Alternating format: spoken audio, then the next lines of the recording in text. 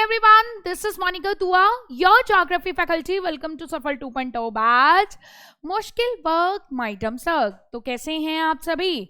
I hope everyone is totally fine. So आज की class में हम लोग जो हैं अपना नेक्स्ट चैप्टर स्टार्ट करने वाले हैं। चैप्टर का नाम है इंटरनेशनल ट्रेड। अगर मैं बात करूं इस चैप्टर की, तो ये चैप्टर आपने दूसरी बुक में भी पढ़ा है, ठीक है, जो बुक हम लोग कवर कर चुके हैं।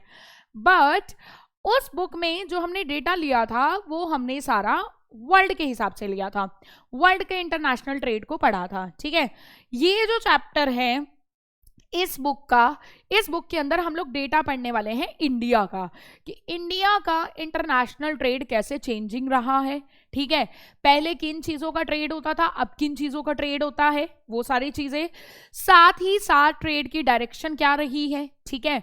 फिर हम बात करने वाले हैं मेजरली इंडिया में इंटरनेशनल ट्रेड जो है वो मेजर कौन से पोर्ट्स के थ्रू होता है। तो ये सारी चीजें जो हैं हम अपने आज की इस लेक्चर के अंदर कवर करने वाले हैं। क्लियर? तो चलिए स्टार्ट करते हैं। सबसे पहले हम जानने वाले हैं इंडिया के एक्सपोर्ट के बारे में, कि इंडिया का एक्सपोर्ट किस तरीके से बदला है। फिर हम जानने वाले हैं इंपोर्ट के बारे में, कि इंडिया का इंपोर्ट किस तरीके से बदला है, ठीक है। फिर हम जानेंगे मेजर पोर्ट्स, कि इंडिया के मेजर पोर्ट्स कौन कौन से हैं, और फिर हम अपने कुछ एमसीक्यूज कवर करने वाले हैं। तो ये सारी चीजें जो हैं हम अपने आज के इस लेक्चर के अंदर पढ़ने वाले हैं, ठीक है। तो एक काम करते हैं, पहले ना ये सारा समझाने से पहले मैं आपको कुछ चीजें बता देती हूँ, क्योंकि ये चीजें ना बेसिक्स हैं इस चैप्टर की। तो वो अगर आपको पता रहेंगी ना तो आपको आगे चैप्टर समझने में दिक्कत नहीं आएगी, ठीक है। तो देखो गाइस, जो ट्रेड होता है ना, ट्रेड, ठीक है, व्यापार, इसके ना दो कंपोनेंट्स होते हैं, ठीक है। क्या होते हैं इसके? दो कंपोनेंट्स होते हैं, ठीक है। एक तो होता है एक्सपोर्ट और एक होता है इंपोर्ट, ठीक है। एक होता है आयात और एक होता है निर्यात। समझ आ रही है बात? एक्सपोर्ट का मतलब होता है अपने देश से, ठीक है। एक्सपोर्ट का मतलब क्या होता है?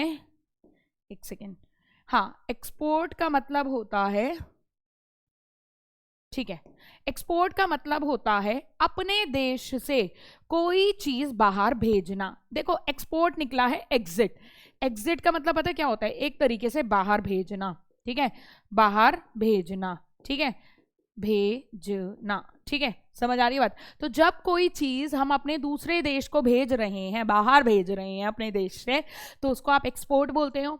इंपोर्ट का मतलब होता है, देखो इंपोर्ट को आप याद करो, इन का मतलब होता है आना।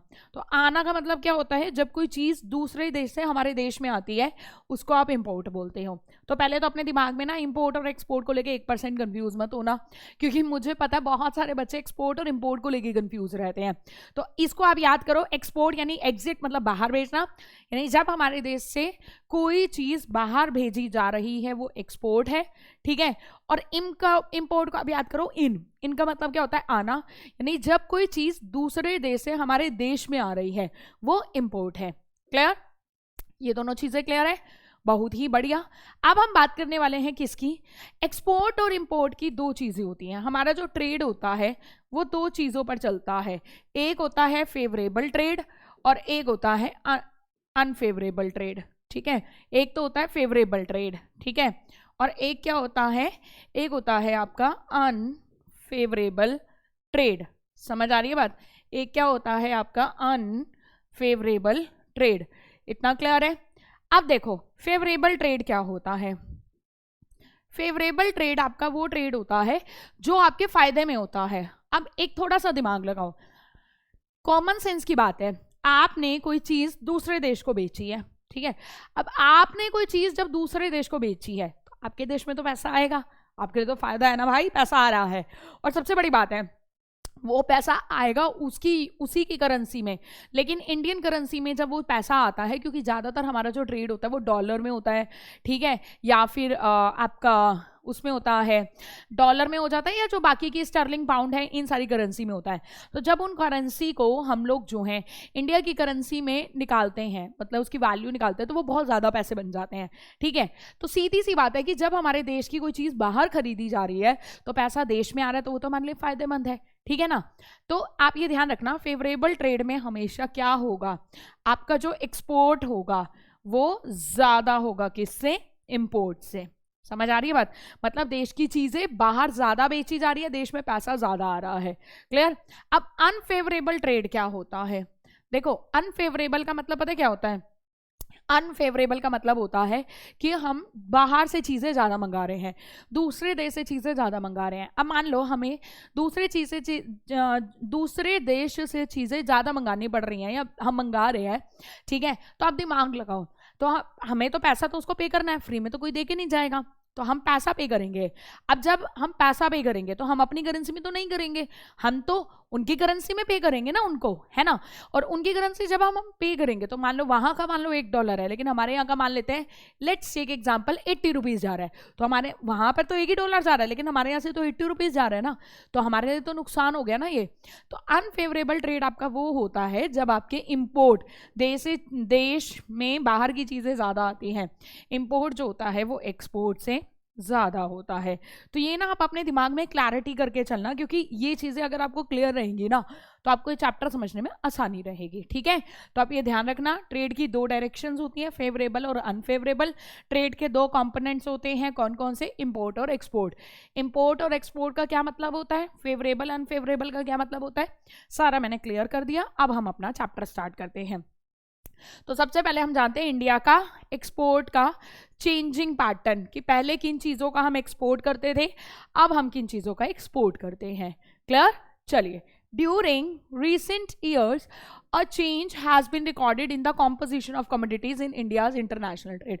कह रहा है अगर आप पिछले कुछ साल उठाकर देखोगे ना तो इंडिया के इंटरनेशनल ट्रेड में पहले जिन चीजों का एक्सपोर्ट होता था, एक्सपोर्ट का मतलब होता है जो चीजें बाहर भेजी जाती थी, अब उसमें चेंज आ गया है, ठीक है? There is a decline in the share of agriculture and allied products, whereas share of petroleum and crude products and other commodities have increased।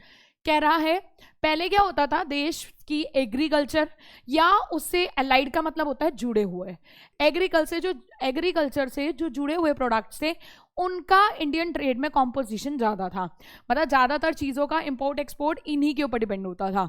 लेकिन आज अगर आप देखोगे तो पेट्रोलियम और पेट्रोलियम से जो जुड़े हुए प्रोडक्ट्स हैं उनका शेयर बढ़ गया है। अब इसका कारण क्या है, थोड़ा सा दिमाग लगाओ। इंडस्ट्रियलाइजेशन हो गया है, ज़्यादातर इंडस्ट्रीज एस्टैब्लिश हो रही हैं, बहुत सारी इंडस्ट्रीज में पेट्रोलियम और उससे रिलेटेड जो चीज़ें होती हैं उनको as a raw material use किया जाता है, ठीक है? The share of petroleum products has increased mainly because of the rise of petroleum prices and increase in the petroleum refining capacity of India। तो पेट्रोलियम प्रोडक्ट्स का price बढ़ा, petroleum products का share बढ़ा क्यों है? तो वो शेयर इसीलिए बढ़ा है क्योंकि देखो मैंने आपको बताया ना, इंडस्ट्रियलाइजेशन हो रहा है, इंडस्ट्रियलाइजेशन के साथ साथ पेट्रोलियम के प्राइसेस भी बढ़ चुके हैं, ठीक है? प्लस हमारे इंडिया में पेट्रोलियम को रिफाइन करने की कैपेसिटी बढ़ गई है, तो अब रिफाइनिंग कैपेसिटी बढ़ी है तो हम तो यही कहेंगे ना कि भाई ज़्यादा से ज़्यादा पेट्रोलियम हो ताकि हम उसको रिफाइन करके उनसे और चीज़ें बना सकें। क्लियर? ठीक है, ये बात क्लियर है? आगे बढ़ते हैं। A huge decline is registered in the export of traditional items like coffee, spices, tea, pulses, etc. due to the tough international competition। अच्छा, पहले क्या होता था ना, ये तो आपको भी पता होगा कि यूरोप के जो ट्रैवलर्स थे उन्होंने इंडिया तक जो है एक सी रूट क्यों डिस्कवर किया था, क्या कारण था वो सी रूट डिस्कवर करने का? तो वो कारण पता क्या था? वो कारण था क्योंकि इंडिया के मसालों की डिमांड थी, इंडिया की टी की डिमांड थी, ठीक है, इंडिया की पल्सेस की डिमांड थी, तो इन चीज़ों का अच्छा खासा इंडिया एक्सपोर्ट करता था। लेकिन आज अगर आप देखोगे ना, इन चीज़ों का एक्सपोर्ट भी कम हो गया है। क्यों? क्योंकि टफ इंटरनेशनल कंपटीशन बढ़ गया है, क्योंकि अब जो है हमारे से भी और अच्छी क्वालिटी या हमारी जैसी क्वालिटी की पल्सेस, टी, ठीक है, स्पाइसेस जो है और कंट्रीज भी जो है वो क्या कर रही हैं, इंटरनेशनल मार्केट में बेच रही हैं, तो ऑफकोर्स हमारे की डिमांड तो कम होएगी ना, इसलिए हमारा एक्सपोर्ट इन चीज़ों का कम हो गया है। हालांकि फ्लोरिकल्चरल जो प्रोडक्ट्स होते हैं, ठीक है, जैसे फ्रूट्स हो गया, ठीक है, समझ रहे हो आप, ठीक है, और मैराइन प्रोडक्ट्स हो गया, शुगर वगैरह हो, हाँ, तो इनका जो है इनका इंक्रीज आपको देखने को मिला है, ठीक है, इन चीजों की डिमांड हुई है, लेकिन इनका कहीं ना कहीं कम हो गया है। अगर आप बात करो इंडिया के मैन्युफैक्चरिंग सेक्टर की, तो इंडिया का जो मैन्युफैक्चरिंग सेक्टर है अकेले 68% एक्सपोर्ट को अकाउंट करता है, मतलब आप बात समझ रहे हो कि इंडिया में जितनी भी चीज़ों का एक्सपोर्ट किया जाता है तो उस एक्सपोर्ट में 68% जो चीज़ें अकेली मैन्युफैक्चरिंग सेक्टर से हैं, जबकि पहले एग्रीकल्चरल चीज़ों का एक्सपोर्ट जो था वो ज़्यादा होता था। तो अब ये चीज़ समझ पा रहे हो, ठीक है। आगे हम बात करते हैं, ठीक है, इंपोर्ट की। तो जब 1950s और 1960s का टाइम आया था, अब थोड़ा सा दिमाग लगाओ, इस समय पर हम आज़ाद हुए थे। अब पता क्या होता है, मैं तुम्हें एक बात बताती हूँ, इंडिया ने ना बहुत ही ब्लडी पार्टीशन झेला है, आपको पता ही है। तो इंडिया ने जब इतना ब्लडी पार्टीशन झेला ना, तो पता क्या प्रॉब्लम हुई हमारे इंडिया में, क्या हुआ, बहुत सारी जो चीज़ें थी, ग्रोइंग एरिया, ठीक है, जैसे कॉटन ग्रो करने के एरिया, जूट ग्रो करने का एरिया, वो तो दूसरी कंट्रीज में चला गया, मतलब पाकिस्तान और बांग्लादेश में चला गया, और मशीनें यहीं रह गई, ठीक है। तो अब जब हमारा देश आज़ाद हुआ ना, उस समय पर एक तो हम पहली बात तो डेवलप तो थे ही नहीं, ठीक है, तो हम बहुत प्रॉब्लम थी उस समय पर ना, इतनी प्रॉब्लम थी कि खाने की भी मारा मारी थी। मतलब आप ये मानकर चलो कि हमें जो है खाना, फूड प्रोडक्ट्स भी जो थे वो बाहर से मंगाने पड़ते थे, ठीक है। तभी हमारी जो उस टाइम की गवर्नमेंट थी, उन्होंने क्या सोचा कि भाई बाकी चीज़ें तो बाद में होंगी, सबसे पहले देश के लिए अन्न प्रोवाइड कराया जाए जो बेसिक चीज़ है, ठीक है। तो 1950s और 1960s में हमारे इंडिया में बहुत ज़्यादा फूड शॉर्टेज हो गई थी। तो एक तो वही है कि एक तो अभी हम आज़ाद हुए थे, पॉपुलेशन ज़्यादा थी, खाने का प्रोडक्शन उस हिसाब से नहीं था। दूसरा, उस समय पर बड़ी सारी एपिडेमिक्स आ गई थी, ठीक है, ड्रॉट वगैरह भी फैल गया था, क्योंकि हमारी जो ज़्यादातर एग्रीकल्चर है बारिश के पानी के ऊपर डिपेंडेंट थी। तो इन सारी वजहों से हमारे इंडिया में इस टाइम पर खाने की कमी हो गई थी। तो हमारे इंडिया को फूड ग्रेन्स को भी, मशीनरीज को, इक्विपमेंट्स को क्या करना पड़ता था, इंपोर्ट करना पड़ता था, ठीक है। अच्छा, एग्रीकल्चर में इतने सारे इक्विपमेंट यूज होते हैं, मशीन्स यूज होती हैं, वो हम बना नहीं पाते थे, ठीक है, वो हमें बाहर से मंगाना पड़ता था। तो ये सारी चीज़ें जो है वो इंडिया को इंपोर्ट करना पड़ता था, ठीक है। मतलब आप ये मानकर चलो, जो हमारा बैलेंस ऑफ पेमेंट था, जो मैंने अभी आपको बताया है, बैलेंस ऑफ पेमेंट मतलब एक्सपोर्ट ज़्यादा होने चाहिए या इंपोर्ट ज़्यादा होने चाहिए, तो इतना एडवर्स मतलब बेकार हो गया था कि इंपोर्ट्स जो थे वो एक्सपोर्ट से ज़्यादा हो गए थे। और अभी दिमाग लगाओ, मैंने तुम्हें बताया कि जब हमारा इंपोर्ट एक्सपोर्ट से ज़्यादा होता है तो वो देश के लिए अनफेवरेबल होता है, प्रॉब्लमैटिक होता है, क्योंकि देश का पैसा बाहर जा रहा है, समझ रहे हो आप, तो नुकसान तो हमारे को ही है ना, ठीक है। तो ये जो चीज़ें थी ये उस समय पर हो रही थी, देश का इंपोर्ट जो था वो एक्सपोर्ट के क्या हो गया था, वो ज़्यादा हो गया था, तो हमें बहुत मतलब हमारे लिए बहुत प्रॉब्लम हुई।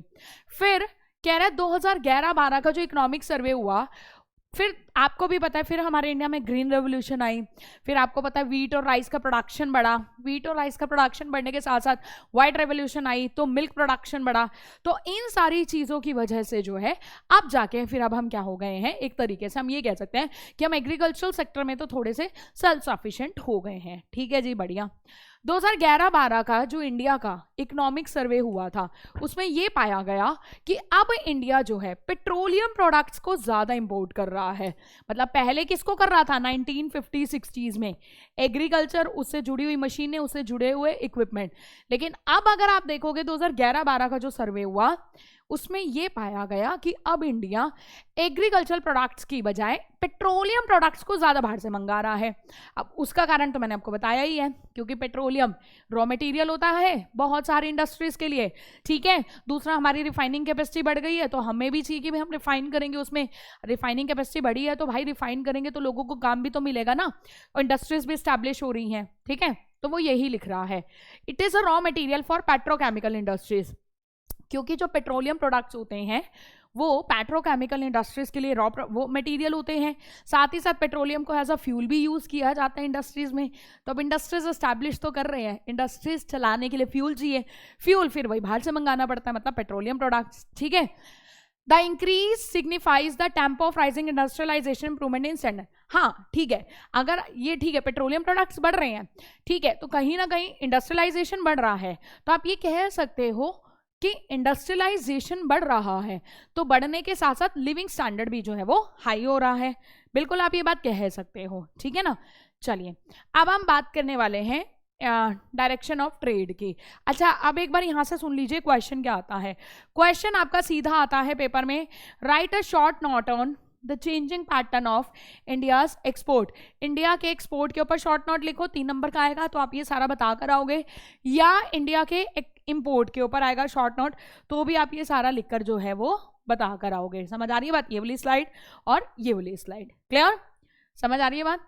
अब हम बात करते हैं डायरेक्शन ऑफ ट्रेड की, कि ट्रेड की डायरेक्शन क्या है।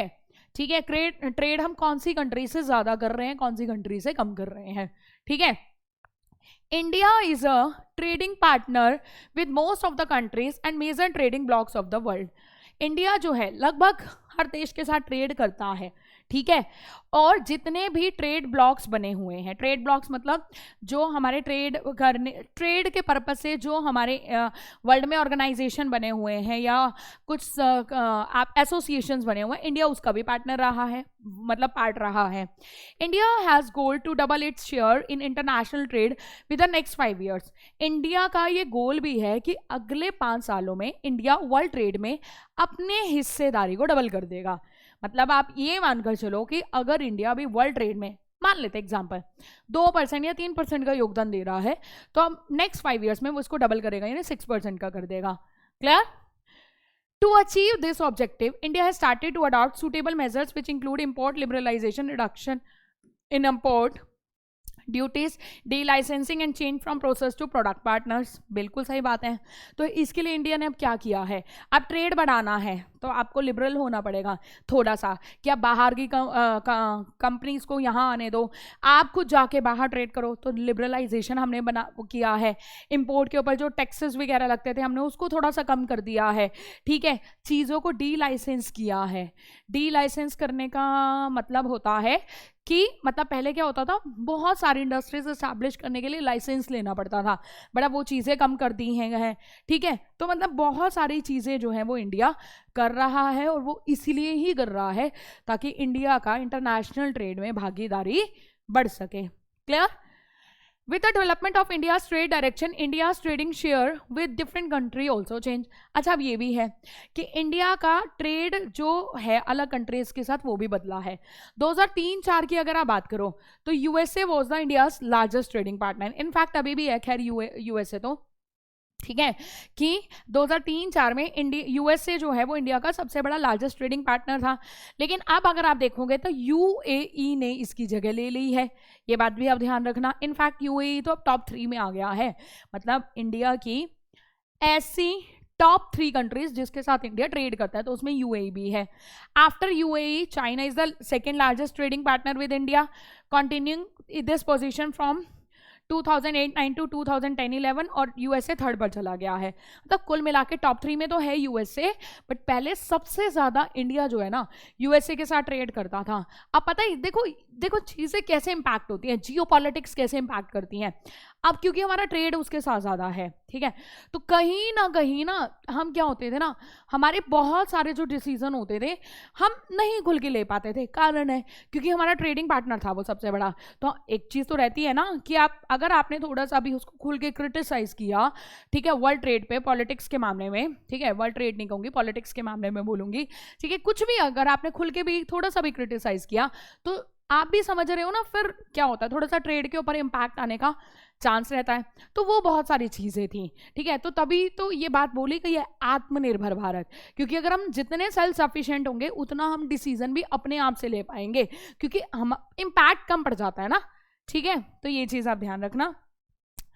अगर हम बात करें इंडिया के पोर्ट्स की, तो इंडिया का जो सबसे ज़्यादा इंटरनेशनल ट्रेड होता है वो किसके साथ होता है? सी पोर्ट्स के थ्रू होता है। ठीक है, इंडिया का जो सबसे ज़्यादा ट्रेड होता है वो किसके साथ होता है? सी पोर्ट्स के थ्रू होता है। ठीक है, India has a long history of international trade where sea ports as it has long coast line and is open to sea from 3 side. ये तो आपको पता ही है ना। यहाँ पे अगर आप देखोगे तो इंडिया का अगर आप देखोगे तो कोस्ट लाइन कितनी अच्छी है। यहाँ पे अरेबियन सी है, ठीक है, आपको पता ही है, ठीक है, इधर हमारे पास बे ऑफ बंगाल है, इधर हमारे पास क्या है? बे ऑफ बंगाल है। ठीक है, तो आप समझ रहे हो इंडिया की जो जोग्राफिकल पोजीशन है ना वो भी हमें बहुत बेनिफिट देती है। और यहाँ पर अगर आप देखोगे तो हमारा क्या है? इंडियन ओशियन है। समझ रहे हो बात? क्या है हमारा यहाँ पे? Indian ocean. तो हमारे पास एक इतनी लंबी कोस्ट लाइन है कि हमने यहाँ पे इतने अच्छे अच्छे पोर्ट्स इस्टेब्लिश करे हैं, और इन पोर्ट्स की वजह से इंडिया का इंटरनेशनल ट्रेड जो है वो काफ़ी अच्छे लेवल पर होता है, ठीक है, क्योंकि जो वाटर ट्रांसपोर्ट होता है वो एकदम आपको एक तो चीप होता है, महंगा नहीं पड़ता, प्लस बिना हिंड्रेंस के होता है, इको फ्रेंडली होता है, पोल्यूशन का खतरा नहीं है। तो ये सारी चीज़ें हैं। तो इंडिया का ज़्यादातर जो इंटरनेशनल ट्रेड है वो किसके थ्रू होता है? सी पोर्ट्स के थ्रू होता है। क्लियर? समझ आ रही है बात? चलिए, India has developed many ports on its coast.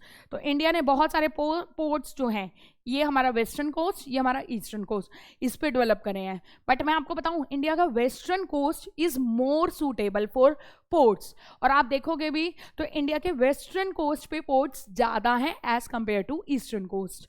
समझ रहे हो बात को? ठीक है, चलिए, These ports are named with suffix pattern meaning port। तो भाई पोर्ट्स का मतलब पोर्ट ही होता है। India has more sea ports. देखो ये बात तो मैंने अभी आपको बताई है कि इंडिया के वेस्ट कोस्ट पे ज़्यादा पोर्ट्स हैं as compare to east coast. After coming of the European traders and colonization of the country by the British, the Indian ports have emerged. बिल्कुल, स्पेशली जब इंडिया कॉलोनी था ना, Britishers जब हमारे India में आए, ठीक है, तो वही बात है। देखो मैं ना हमेशा ये बात कहती हूँ कि वो बहुत सारी चीज़ें कर रहे थे अपने फ़ायदे के लिए, लेकिन अल्टीमेटली उससे फ़ायदा हमें हुआ। रेलवे चलाई अपने फ़ायदे के लिए, फ़ायदा हो गया हमें। क्यों? क्योंकि नेशनल स्ट्रगल के अंदर लोगों को यूनाइट होने का एक प्लेटफॉर्म मिल गया था। अच्छा, लैंग्वेज इंग्लिश चलाई अपने लिए, फ़ायदा हो गया हमें, क्योंकि इंडिया में तो बहुत सारी वर्नाकुलर लैंग्वेजेस थी, तो कम्युनिकेशन ही नहीं हो पाती थी। अब आ गई, सबको इंग्लिश सिखा दी उन्होंने इंग्लिश, तो भैया अब कॉमन लैंग्वेज मिल गई बातचीत करने के लिए। अच्छा, जगह मिल गई, रेलवेज मिल गई, ठीक है ना। इसी तरीके से पोर्ट्स अपने फायदे के लिए डेवलप करे थे कि भाई इंडिया के रिसोर्सेज को लेकर जाएंगे, ठीक है, लेकिन कहीं ना कहीं उसका फायदा तो हमें ही हो गया ना, है ना। तो वही वो कह रहा है कि इंडिया जब कॉलोनी रहा तो उस टाइम पर ब्रिटिशर्स ने बहुत सारे पोर्ट्स जो हैं वो हमारे इंडिया में डेवलप करे हैं, ठीक है। अब ये बहुत इंपॉर्टेंट है। अब ये जो पोर्शन शुरू होता है, ये सबसे इंपॉर्टेंट पोर्शन आपका चैप्टर का शुरू होता है कि इंडिया के एट प्रेजेंट 12 तो मेजर पोर्ट्स हैं और 185 माइनर पोर्ट्स हैं। समझ आ रही बात? मेजर पोर्ट्स आपके वो पोर्ट्स होते हैं जिन्हें सेंट्रल गवर्नमेंट रेगुलेट करती है, ध्यान रखना, ठीक है। For major port central government is responsible for deciding the policies and regulate their function. ध्यान रखना, जो इंडिया के 12 मेजर पोर्ट्स हैं जो अभी हम पढ़ने वाले हैं, उनको कौन रेगुलेट करेगी, उनसे रिलेटेड पॉलिसीज कौन बनाएगी? सेंट्रल गवर्नमेंट, ठीक है। और जो माइनर पोर्ट्स होते हैं वो स्टेट गवर्नमेंट रिस्पॉन्सिबल होती है। मान लो जोन सा माइनर पोर्ट जिस स्टेट में पड़ रहा है वहाँ की स्टेट गवर्नमेंट उस पोर्ट के लिए रिस्पॉन्सिबल होगी। समझ आ रही है बात? इसके अलावा इंडिया के अगर हम ट्रैफिक की बात करें तो 71% of the Indian oceanic traffic was handle by the, मतलब आप ये समझो कि इंडिया में ओशियन के थ्रू जितना भी ट्रैफिक जा रहा है, ठीक है, तो हम 100% ट्रैफिक मान लेते हैं, तो 100% में से 70% ट्रैफिक अकेले उन 12 मेजर पोर्ट्स के थ्रू जाता है। तो आप सोचो कि वो 12 मेजर पोर्ट्स इंडिया के ट्रेड में कितना इंपॉर्टेंट रोल प्ले करते हैं, तभी तो उसकी रिस्पॉन्सिबिलिटी सेंट्रल गवर्नमेंट को दे रखी है। Is that clear? ठीक है, चलिए, इसके साथ साथ जो है large volumes of domestic and international trade are handle by these Indian ports. भाई सीधी सी बात है, इन पोर्ट से आप इंटरनेशनल ट्रेड तो करते ही हो, साथ ही साथ डोमेस्टिक ट्रेड भी करते हो, साथ ही साथ इन पोर्ट्स के ऊपर जो है मॉडर्न इंफ्रास्ट्रक्चर जो है वो इक्विप किया जा रहा है, मतलब उनको मॉडर्नाइज किया जा रहा है, इंफ्रास्ट्रक्चर डेवलप किए जा रहे हैं ताकि ट्रेड करने में दिक्कत ना आए। अच्छा, अब इन मॉडर्नाइजेशन करने के लिए किया क्या गया है, तो जो प्राइवेट एंटरप्रेन्योर्स होते हैं कंट्री के, उनको इनवाइट किया जाता है कि आप आइए, आप इन्वेस्टमेंट करें, उनको जो भी प्रॉफिट होता है वो दिया जाता है, ठीक है, ताकि वो मॉडर्नाइज कर सके। कार्गो हैंडलिंग कैपेसिटी भी हमारे इंडिया के पोर्ट्स की वो बढ़ गई है, ठीक है, तो वो कितनी हो गई है, 1951 में हमारे इंडियन पोर्ट से 20 मिलियन टन सामान जाता था, आज जो है ये 600 ट्रिलियन टन से भी ज्यादा हो गया है, तो कार्गो कैपेसिटी बढ़ गई है, ठीक है। चलिए, अब हम पढ़ते हैं इंडिया के मेजर पोर्ट्स। अब ये स्टैटिक पोर्शन है। स्टैटिक पोर्शन का मतलब समझते हो आप? रट्टा मार। अब यहाँ से रटने वाली चीजें शुरू हो जाती हैं, ठीक है। तो सबसे पहले हम बात करते हैं कांडला पोर्ट की। आपसे पेपर में क्या पूछेगा, देखो ये टॉपिक इतना इंपॉर्टेंट है, आप कल को कोई सीयूटी वाला एग्जाम दोगे तो सीयूटी में ज्योग्राफी में तो चलो आएगा ही आएगा, जर्नल टेस्ट की जीके देते हो, जीके में आता है क्वेश्चन, ये बिल्कुल आता है, ठीक है। एसएससी सीजीएल दोगे तो क्वेश्चन आते हैं पोर्ट से, ठीक है। इसके अलावा कोई भी कॉम्पिटिटिव एग्जाम दो जिसके अंदर जीके आती हैं तो भाई पोर्ट से क्वेश्चन आता ही आता है। अच्छा, अब बात ये आती है कि मैम क्वेश्चन आता क्या है। क्वेश्चन आता है आपका कौन सा पोर्ट कहाँ पर है, या फिर अगर किसी पोर्ट पे कुछ स्पेसिफिक चीज है, जैसे अभी आप पढ़ोगे मार्मागांव पोर्ट जो है जापान को आयरन और एक्सपोर्ट करने में यूज होता है, तो ऐसे स्पेसिफिकेशन अगर किसी पोर्ट की दे रखी है तो वो आपसे पूछा जाएगा, ठीक है। तो बाकी वरना आपको एक तो आपको यही याद रखना है कि वो पोर्ट कौन से एरिया में है, कौन से मतलब स्टेट में पड़ता है, प्लस वो जो पोर्ट है वो कितने वहां के राज्यों को हेल्प करता है, मतलब कितने राज्यों का सामान जो है वो उस पोर्ट के थ्रू ट्रेड होता है, ये आपको ध्यान में रखना है। अच्छा, बहुतों के दिमाग में ये भी आ रहा होगा कि मैम क्या सामान ट्रेड होता है, ये भी पढ़ना है। तो देखो अगर अभी आप पढ़ोगे ना तो आप देखोगे सामान वही है, सारा पेट्रोलियम प्रोडक्ट्स हैं, आयरन ओर है, मिनरल्स हैं, वही चीजें, एडिबल ऑयल्स हैं, वही है। तो सामान पे अगर आप बात ना भी करो, लेकिन वो पोर्ट कौन से राज्य में है, कौन से स्टेट्स को हेल्प कर रहा है, किनका हिंटरलैंड है, ठीक है, वो बहुत इंपॉर्टेंट रोल प्ले करता है। क्लियर? तो करते हैं वो 12 मेजर पोर्ट्स जो हमारे इंडिया के, जिन्हें सेंट्रल गवर्नमेंट हैंडल करती है। सबसे पहले है हमारा कांडला पोर्ट, ठीक है। अब ये कांडला पोर्ट कहाँ पर है, गल्फ ऑफ कच्छ है गुजरात में, बिल्कुल उसके हेड पर है, ठीक है, मतलब जहां पर गल्फ ऑफ कच्छ शुरू होती है। The main objective of this major port are to serve the needs of western and northwestern ports of the country and also to reduce the pressure of Mumbai port. बिल्कुल Mumbai port पे pressure कम करने के लिए Kandla port बनाया गया था, ये बात आप ध्यान रखना, ठीक है। तो कांडला पोर्ट है कहाँ पर, कांडला पोर्ट है आपका gulf of Kutch. Gulf of Kutch कहाँ पर है, गुजरात में, उसके बिल्कुल हेड पर है गल्फ ऑफ कच्छ के। बनाया क्यों गया था, बनाया गया था मुंबई पोर्ट के ऊपर प्रेशर कम करने के लिए, ठीक है, ठीक है। अच्छा यहाँ, अच्छा अब मेन क्या है ना, देखो कांडला का है गुजरात। अब आपको थोड़ा सा भी अगर याद हो, कनेक्टिविटी करो। देखो मैं फिर यही बात बोलती हूँ, geography is all about connectivity and observation. दिमाग लगाओ, गुजरात के अंकलेश्वर से पेट्रोलियम निकाला जाता है, निकाला जाता है। गुजरात में रिलायंस की, देश की सबसे बड़ी पेट्रोलियम रिफाइनरी है जो रिलायंस वालों की है, कौन सी, जामनगर। पता होगा ना आपको, ये भी क्वेश्चन बड़ा इंपॉर्टेंट क्वेश्चन बनता है कि देश की सबसे बड़ी ऑयल रिफाइनरी कहां पर है, गुजरात में है। गुजरात में कहां पर है, जामनगर में है। किसकी है, रिलायंस वालों की है। तो पेट्रोलियम का रोल हो गया, वहां पे भी रिफाइनरी है तो पेट्रोलियम ही तो, क्रूड ऑयल ही तो रिफाइन होता है ना। तो अब ये ध्यान रखना, ये पोर्ट जो है वो मेनली पेट्रोलियम प्रोडक्ट्स को ही मेजर लेवल पे सर्व करता है, ठीक है। To reduce the pressure at Kandla port. अच्छा, अब कांडला पोर्ट इसीलिए बनाया गया था क्योंकि मुंबई पोर्ट पे प्रेशर कम हो, लेकिन प्रेशर कम होते होते कांडला पोर्ट पे भी बहुत प्रेशर आ गया। तो अब कांडला पोर्ट पे भी प्रेशर कम करने के लिए थोड़ा सा किनारे से दूर एक टर्मिनल बनाया गया है जिसका नाम है वादीनार टर्मिनल, ठीक है। तो ये एक इंपॉर्टेंट पार्ट बन जाता है जो आपको याद रखना है कि कांडला पोर्ट पर प्रेशर कम करने के लिए एक ऑफ शोर का मतलब होता है किनारे से दूर, ऑफ का मतलब होता है दूर, शोर मतलब किनारे, किनारे से दूर एक टर्मिनल बनाया गया है, तो उस टर्मिनल का क्या नाम है, वादीनार। क्लियर? तो कांडला पोर्ट के ऊपर अगर आपके पेपर में 3 नंबर का क्वेश्चन आता है तो यहां से 3 पॉइंट्स आप उठाकर लिख सकते हो। क्लियर? नेक्स्ट आता है आपका Mumbai port. This is a natural harbour and the biggest port of India. ध्यान रखना, वेरी वेरी इंपॉर्टेंट। एक तो नेचुरल हार्बर है, हमने नहीं बनाया, नेचुरली ही वहाँ की ऐसी मतलब वो बनी हुई है, वहाँ की ज्योग्राफी ऐसी बनी हुई है कि इजीली अपने आप बड़े बड़े जहाज वहाँ पर आकर रुकते हैं, ठीक है। The location of this port is to closer the general routes from the countries of Middle East, Mediterranean countries, North Africa, North America and Europe, where the major share of countries overseas trade is carried out. बिल्कुल पता है सबसे बड़ा फायदा क्या है इस port का, इसकी लोकेशन। ये ना ऐसे रास्ते पर पड़ता है जहां से मेडिटेरियन कंट्रीज, याद है ना यूरोप के उधर मेडिटेरियन सी है, वो नॉर्थ अमेरिका हो गया, नॉर्थ अफ्रीका हो गया और पूरा ऑलमोस्ट यूरोप लगा लो, वो क्लोज पड़ता है, ठीक है। तो और अगर आप देश का सबसे ज्यादा ट्रेड देखोगे ना तो देश का सबसे ज्यादा ट्रेड भी इन्हीं कंट्रीज से होता है। तो that's why Mumbai port is the busiest port of India. ये भी ध्यान रखना, हमारे इंडिया का सबसे बिजिएस्ट पोर्ट भी मुंबई पोर्ट ही कंसीडर किया जाता है। क्लियर?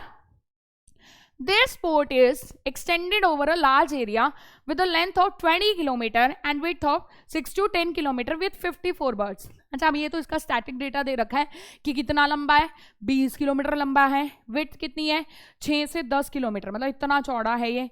इसके अंदर बर्ड्स जैसे आपके रेलवे में कंपार्टमेंट बने होते हैं, ऐसे 54 बर्ड्स बने हुए हैं। और ये इंडिया का सबसे बड़ा लार्जेस्ट ऑयल टर्मिनल है। ठीक है, कौन कौन से राज्यों को हेल्प करता है, एमपी, मान लो एमपी में कुछ स्पेसिफिक निकल रहा है, ठीक है, ठीक है, तो वो मुंबई पोर्ट के थ्रू उसका ट्रेड होता है। महाराष्ट्र हो गया, गुजरात का कुछ पार्ट हो गया, यूपी और कुछ पार्ट आपका राजस्थान हो गया। क्लियर, समझ आ रही है बात।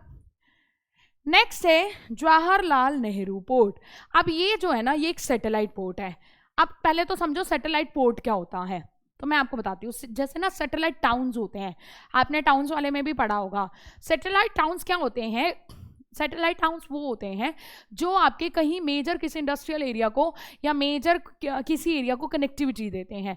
तो सेम ऐसे ही जवाहरलाल जो नेहरू पोर्ट है, एक सैटेलाइट टाउन है जो कि मुंबई पोर्ट को कनेक्टिविटी प्रोवाइड करता है। क्लियर, ये नावा शेवा मुंबई में बना हुआ है। बढ़िया, बनाया इसीलिए गया था ताकि मुंबई पोर्ट पर प्रेशर कम हो। अब आपके दिमाग में क्वेश्चन आएगा कि मैम मुंबई पोर्ट पे प्रेशर कम करने के लिए तो कांडला पोर्ट भी बनाया गया था, बट कांडला पोर्ट पे भी तो प्रेशर बढ़ गया था ना। ठीक है, फिर नावा शेवा डेवलप किया गया। It is the largest container port of India. Container port, container समझते हो ना आप क्या होता है, या मतलब जैसे बड़े बड़े कंटेनर्स होते हैं ऑयल्स वगैरह को ले जाने के लिए, तो ये सबसे बड़ा कंटेनर पोर्ट है हमारे इंडिया का। ठीक है, अब हम बात करते हैं मारमागांव पोर्ट। अच्छा, अब इसको याद करने का सबसे बड़ा ट्रिक पता है क्या है, मारमागांव। मैं तो उसको मारमा गोवा याद कर रखा है। ठीक है, मारमा गोवा में है, तो अब मारमा ऐसे कर लो, वरना मारमागांव से भी याद कर लो। तो ये है कहाँ पर, गोवा में जुआरी एस्चुरी है। पहले तो समझो एस्चुरी क्या होता है। एस्चुरी बोला जाता है नदी के माउथ को, ध्यान रखना, माउथ ऑफ द रिवर। नदी जब समुद्र में गिरती है ना, तो गिरने से पहले ऐसे अपने पानी को ऐसा फैला लेती है, तो उसको एस्चुरी बोलते हैं। ठीक है, तो गोवा में जुआरी एस्चुरी है, वहाँ उसकी एंट्रेंस पे मारमागांव पोर्ट बना हुआ है।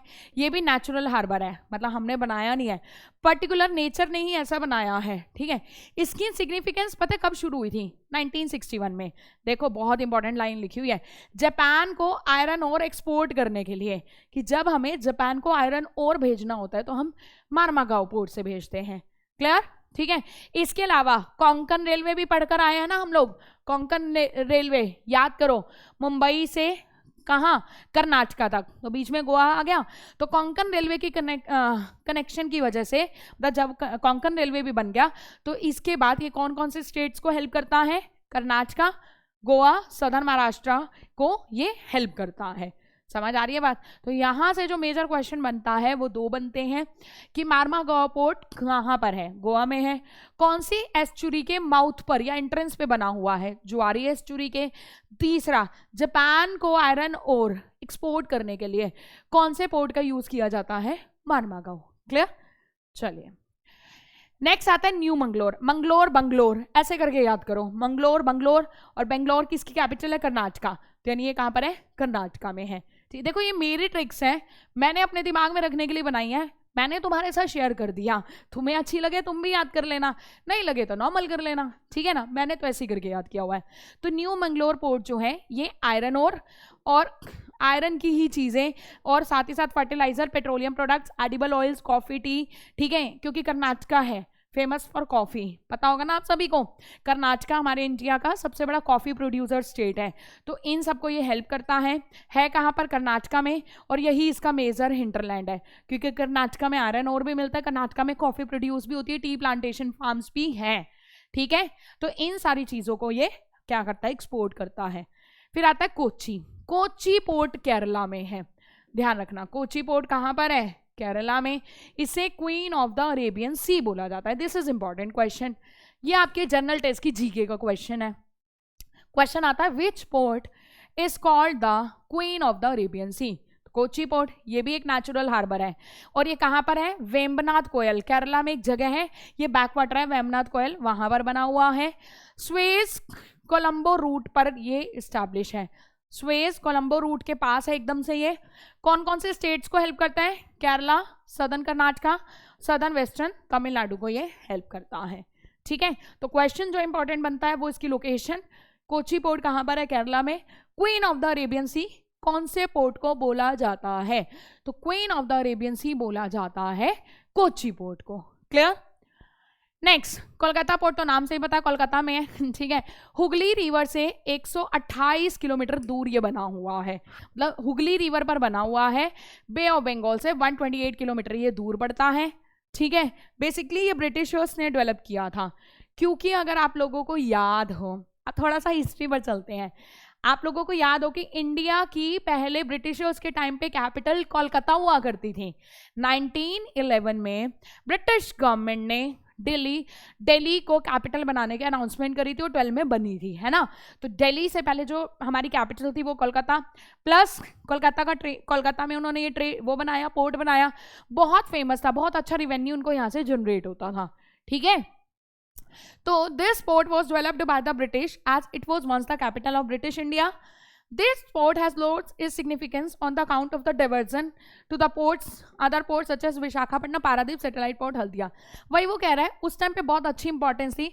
आज क्योंकि इधर और पोर्ट्स भी डेवलप हो गए हैं, विशाखापट्टनम आंध्र प्रदेश में, पारादीप ओडिशा में, ठीक है, हल्दिया वेस्ट बंगाल यानी कोलकाता में, तो इसकी वजह से इसकी इंपॉर्टेंस थोड़ी कम हो गई। अब ये तो आप समझते ही हो ना कि क्लास का कोई एक टॉपर कई टाइम से रूल कर रहा हो और फिर किसी सेशन में कुछ 2-4 और बच्चों का एडमिशन हो जाए और वो भी बढ़िया टॉपर हो, तो थोड़ी सी तो इंपॉर्टेंस का फर्क पड़ता है ना। तो वही इसकी भी इंपॉर्टेंस थोड़ी सी कम हो गई है, ठीक है। साथ ही साथ एक प्रॉब्लम हो रहा है, ये हुगली नदी से ना यहाँ पर पता क्या होता है, इस पोर्ट पर ना सिल्ट इकट्ठे हो जाते हैं। अब आपको भी पता है नदी अकेले तो आती नहीं है, आओ सखियों साथ चलें। नदी अपने साथ रेत, कंकड़, बज्जर, पत्थर, जो इसकी सखियां होती हैं, मतलब सेडिमेंट्स, सिल्ट्स, उसको लेकर आती हैं। तो होता क्या ना, इस पोर्ट पे ना वो सिल्ट्स डिपॉजिट हो जाते हैं। अब सिल्ट डिपॉजिट होंगे ना, तो आप देखो ना, जहाजों को रुकने के लिए ना एक पानी का लेवल चाहिए होता है, तो ज़्यादा डेप्थ में जा नहीं पाते हैं, ठीक है, जिसकी वजह से बहुत दिक्कत होती है। साथ ही साथ सिल्ट की वजह से मतलब सी से कनेक्टिविटी करने में भी दिक्कत होती है। हिंटरलैंड अगर देखोगे कौन कौन से स्टेट को हेल्प करता है, तो यूपी है, बिहार है, क्योंकि आप देखो ना, यूपी है, बिहार हो गया, उड़ीसा हो गया, वेस्ट बंगाल हो गया, झारखंड हो गया, हमारी आयरन एंड स्टील इंडस्ट्रीज हैं वो। साथ ही साथ ये लैंड लॉक्ड कंट्रीज जैसे नेपाल और भूटान को भी ये थोड़ी बहुत हेल्प कर देता है।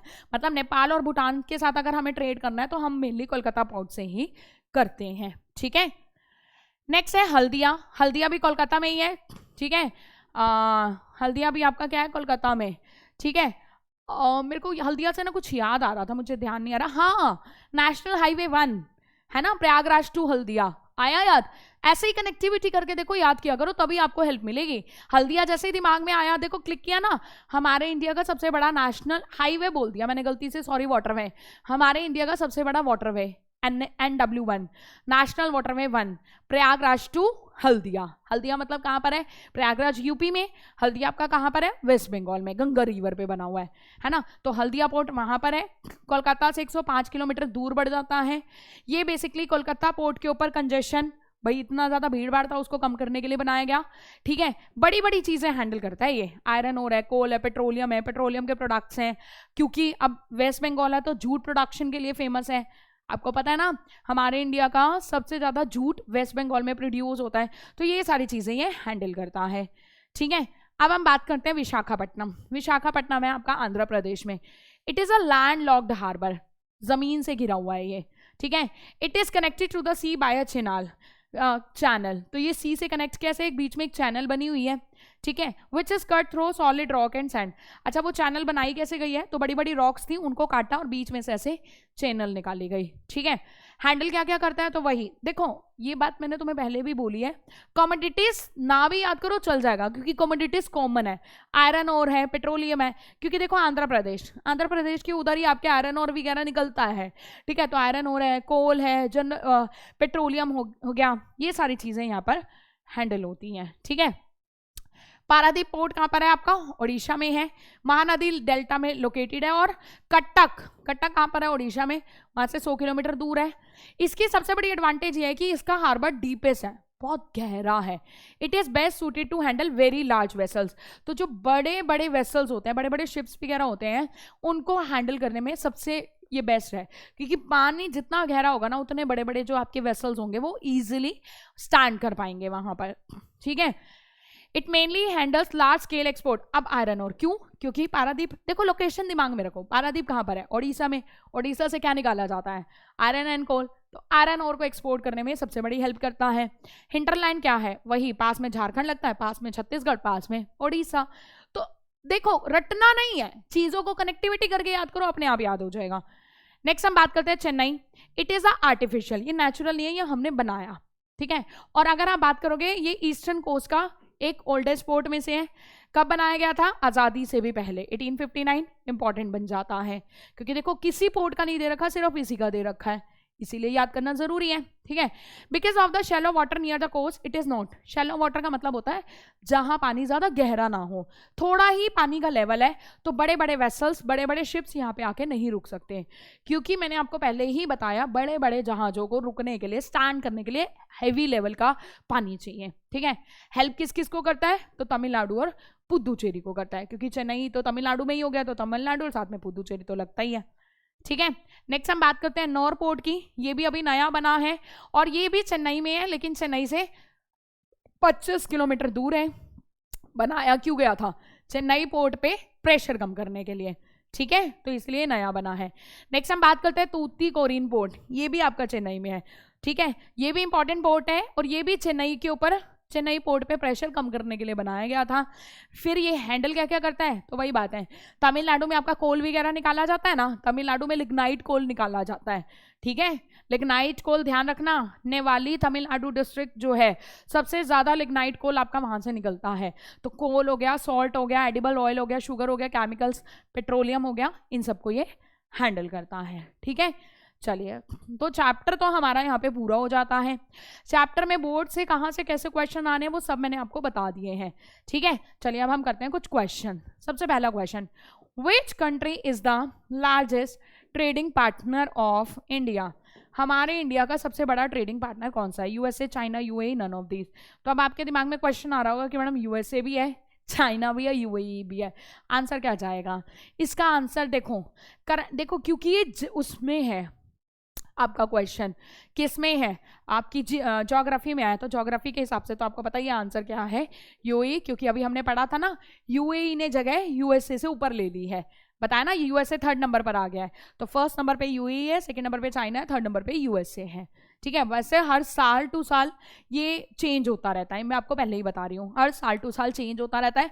बट क्योंकि ज्योग्राफी में क्वेश्चन है, तो ज्योग्राफी में आंसर आप एनसीईआरटी के अकॉर्डिंग करोगे, क्योंकि जरूरी तो नहीं है ना हर एक बच्चा करंट अफेयर पढ़कर आया है, तो एग्जामिनर आंसर एनसीईआरटी को ही करेक्ट करेगा, एनसीईआरटी वाले को ही। India has dash major ports, अभी बताया था इंडिया में कितने मेजर पोर्ट्स हैं? 12। और इनको हैंडल कौन करता है? इन मेजर पोर्ट्स को हैंडल्ड बाय सेंट्रल गवर्नमेंट। कौन हैंडल करती है? सेंट्रल गवर्नमेंट हैंडल करती है, ठीक है। Next question, WTO world trade organization कब बना था? तो वर्ल्ड ट्रेड ऑर्गेनाइजेशन आपका बना था 1 जनवरी 1995 को, ठीक है। और आपको एक बात और बताऊं, इसका हेडक्वार्टर भी याद रख लेना। तो WTO का हेडक्वार्टर है आपका जिनेवा, स्विट्जरलैंड में। कहाँ पर है? जिनेवा, स्विट्जरलैंड में। समझ आ रही है बात? क्लियर? नेक्स्ट, ओहो क्वेश्चन अगला वही डाला होता, मैंने तो ध्यान ही नहीं दिया, ठीक है। हेडक्वार्टर WTO का कहाँ है? तो ये तो बता ही दिया आपको, जिनेवा, स्विट्जरलैंड में। क्लियर? कौन से पोर्ट को queen of the Arabian sea बोला जाता है? तो मैंने आपको बताया था किसको बोला जाता है, कोची पोर्ट को, ठीक है। और कोची पोर्ट कहाँ पर पड़ता है? केरला, ठीक है। कांडला कहाँ पर पड़ता है? Gujarat, run of Kutch, gulf of Kutch. Mangalore को याद करने का तरीका बताया था, मंगलोर यानी बेंगलोर। बेंगलोर किसकी कैपिटल? कर्नाटका की। तो ये कहाँ पड़ता है? कर्नाटका। कहाँ पड़ जाता है? कर्नाटका। समझ आ रही है बात? These are the questions we have discussed, ठीक है। तो आज के लिए इतना ही है, चैप्टर हमारा खत्म हो जाता है। तो मुझे से बताइएगा जरूर कि आपको क्लास कैसी लगी, कमेंट सेक्शन में। अगर क्लास अच्छी लगी हो #we got it या हमारी टैगलाइन लिख देना, एक ही बात है, मुश्किल वक्त मैडम सर, ठीक है। तो कमेंट सेक्शन में लिख के जरूर बताइएगा। आज के लिए इतना ही है, अब हम मिलते हैं नेक्स्ट क्लास में नेक्स्ट चैप्टर के साथ। तब तक के लिए till then bye bye, take care, have a nice day और बढ़िया से तैयारी करो, ठीक है? Okay, bye bye.